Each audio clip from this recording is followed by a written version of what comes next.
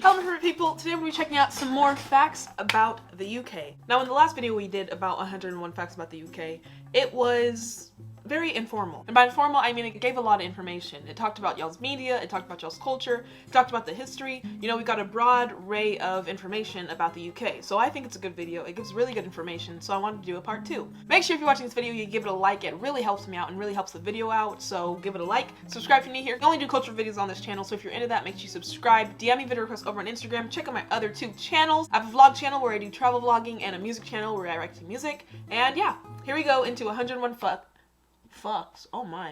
101 facts about the UK. Part 2. Long, tedious and very boring talent show. The Prime Minister, or the PM as I just said just then, leads the government with the support of the Cabinet. The Cabinet. As well as ministers and members of Parliament. In the last video y'all informed me, it's not about like church, your ministers. Ministers, example, the Prime Minister, I didn't connect the 2 dots there. A minister is just a politician. It's a word y'all use for politician. I thought y'all legit had like priests and stuff in your government. I was like, whoa, separation of church and state, bit. Number 21.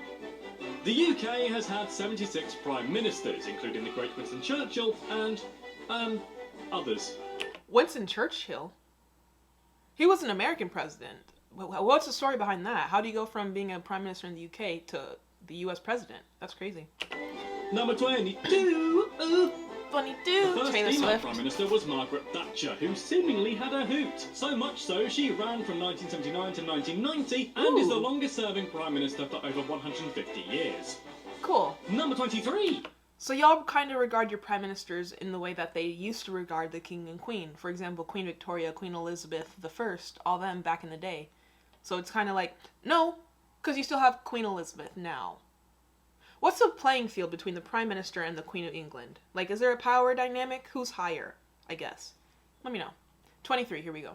The United Kingdom joined the European Union in 1979. And then left. But, not anymore. Well, not yet. Peace out. Since we're apparently Brexiting the F out of there due to a referendum in June 2016 because reasons. And a bus, mainly. Number 24. A bus. In fact, Collins Dictionary made Brexit, which sounds like a breakfast cereal specifically designed for people with diarrhea, but is actually an admittedly terrible fusion of the words Britain and exit, their word of the year in 2016. Brexit.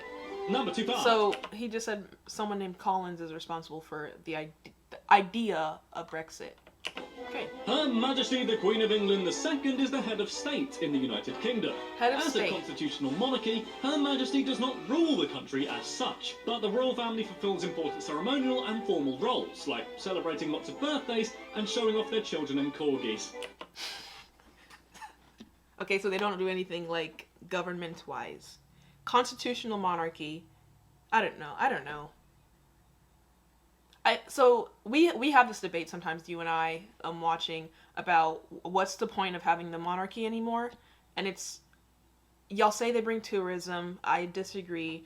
I think it's more so just about tradition. They've been around for centuries, so it's kind of just like, it's a British thing. When you think of Britain, you think of kind of the royals, so to not have a royal family anymore, I think it'd be better for the media and the people, but it would be taking away like so much tradition.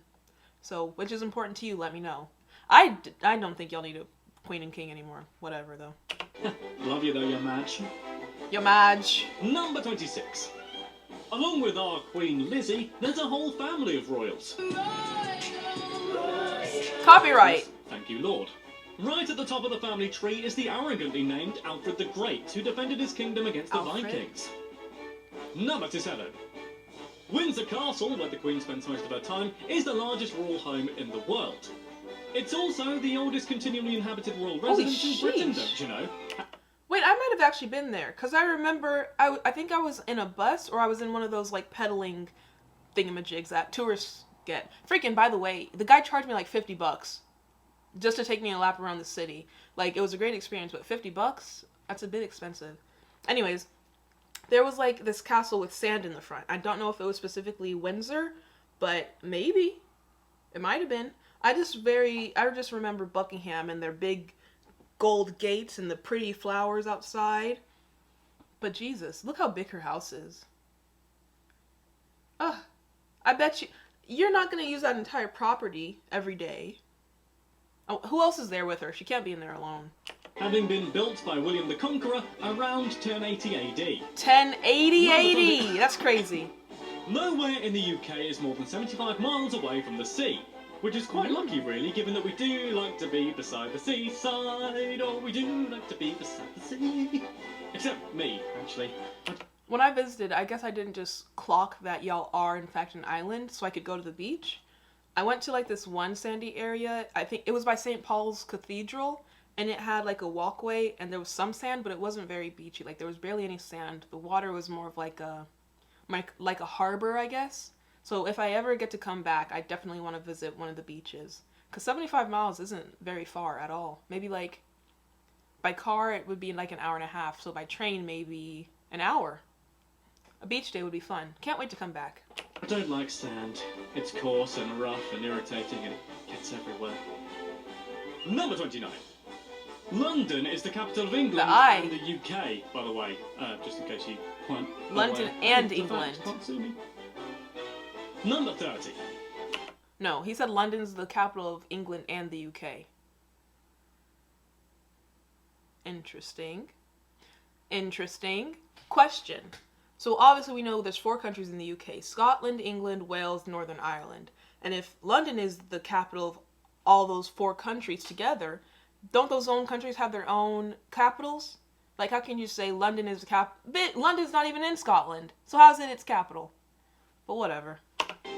Just in case you visit and need to know the laws, you need to be 18 to drink alcohol and you're not allowed any drugs Technically. at all. Not Technically. even marijuana. So, Technically. chaps, hey, have a cup of tea instead. I don't like tea. Maybe I just haven't had a good cup. Rather stereotypically speaking of tea, every day us British drink 165 million cups of tea, which is over 20 times more than the average American. Tea is just so bitter. I don't know. Y'all have like this love for it. I don't get it. I like even now I'm just drinking juice. I like sweet stuff. Even my alcohol, I like it sweet. Tea is just so bitter to me, and it's just like, it makes my tongue very, not dry, but like coarse. What's the allure with tea? I don't understand it. Maybe I need to try to make a cup of tea. But y'all saw how it went last time. But I had to use a microwave, couldn't find a kettle. I didn't even know how to use a stove at the time, so. Whew. I think I'm responsible for at least an 18th of that figure. Clive, give me a tea. I don't Number like 32. tea. When you think of British food, you probably think of this. Or Fish this. and chips, which But we've what tried about on the this? vlog channel. You should, because the United Kingdom recently named chicken tikka masala as a national dish. Chicken which tikka is a masala? spicy curry created in Britain and is actually unheard of in India itself. Ah. Number 33. Is that influence from all the Asian immigrants over in Britain? Y'all got your own new curry. Cool. Speaking of fish, and indeed chips, the first fish and chips restaurant was opened in 1860 in London by a Jewish immigrant named Joseph Malik. 60. So thank you, Joseph, for giving me that sweet, sweet newspaper-wrapped batter-drenched heart attack. I owe you one. Okay. Now, I tried fish and chips. It was freaking expensive, which y'all told me. In total, it was like $19.99, and then on top of that, I had to tip the lady, and I tipped her $7. So for this plate of curly French fries, a slab of some fish, coleslaw, and beans, it was like $30. And I didn't like the fish. But again, I think it's maybe because it was like grilled fish. It wasn't fried. That looks fried to me. So we have a restaurant called Long John Silver's, which is like, it's basically like a seafood store. So if y'all want, we could try it again. I could give it another chance. I think I just went to, it was an Irish pub that I got the first one from. That was very expensive, and I just didn't like that. So maybe we'll try the fast food version, which is probably going to be way better, tastes way better. Let me know. Yeah. Number 34. Speaking of heart attack, a popular Scotland. national food of Scotland is haggis. Sheep heart, liver and mince. Oh, no. Ew. Sheep heart, liver, and what else? Attack. A popular national food of Scotland is haggis. Sheep heart, liver and mince encased in a stomach. In a stomach. No hate. If that's what y'all like, cool. It's kind of like how black people in America like gumbo. But in reality, if you know the history of gumbo, it was all the trash food that the white people didn't want to eat. So we got like the corns, the intestines, the little ends of the pig, and we just threw it together and made now gumbo. But really, it was all just the rubbish that no one else wanted. Is that the case for here? Or were people legit like, I want to try and eat a sheep heart inside of a stomach? That's just too much protein for me. Like, I can't drink too much milk because it makes me sick. I feel like too much protein would make me sick. Haggis. Haggis in Ireland. How do you even eat it, with a spoon? Mmm. You want some haggis, Americans? Do you? Do you want some haggis? Haggis. Well, that's too bad, because it's illegal to import haggis from the UK into the US, as the American government has declared that sheep lungs are unfit for human consumption. I mean, whatever. It's a protein, it's meat, it's animal. You can eat it. But they say it's unclean. Whatever. I would be more worried about it, like, spoiling from flying all the way from the UK here. I mean, how dare they? Have they tried American chocolate? It tastes like disappointment in a bar. Excuse the frick out of you. What do you mean? Our milk chocolate is delicious. It's soft, it's creamy, it's sweet. Dark chocolate is disgusting, but milk chocolate, superb. I need to open a P.O. box so y'all can send me your version, because what is the hype with your chocolate? You know, you got your Cadbury's, which I've tried, and I will admit the chocolate and almond combination is very good. Caramel, disgusting. But our Hershey's is amazing, so I need to compare to y'all's. I'll open a P.O. box at some time. What is he talking about, though? Number 36. The Christmas tree in Trafalgar Square is presented every year by the people of Oslo in gratitude for London's assistance during World War II. Number 30. London's assistance during World War II, so you give them a Christmas tree. Kind of like how, I think France gave us the Eiffel Tower, and, yeah. 7. James Bond, or Secretive Jimmy as I call him down the pub, is one of Britain's national heroes. And one of the first people... James Bond is British? My name's... Did he have an accent? My name's Bond. James Bond. I feel like there's two styles of him. I guess there is a British one, but at the same time there's also an American one. Or he's just had so many movies at this point. What accent does he have? Is he American or British? I did a 101 fact about, don't you know?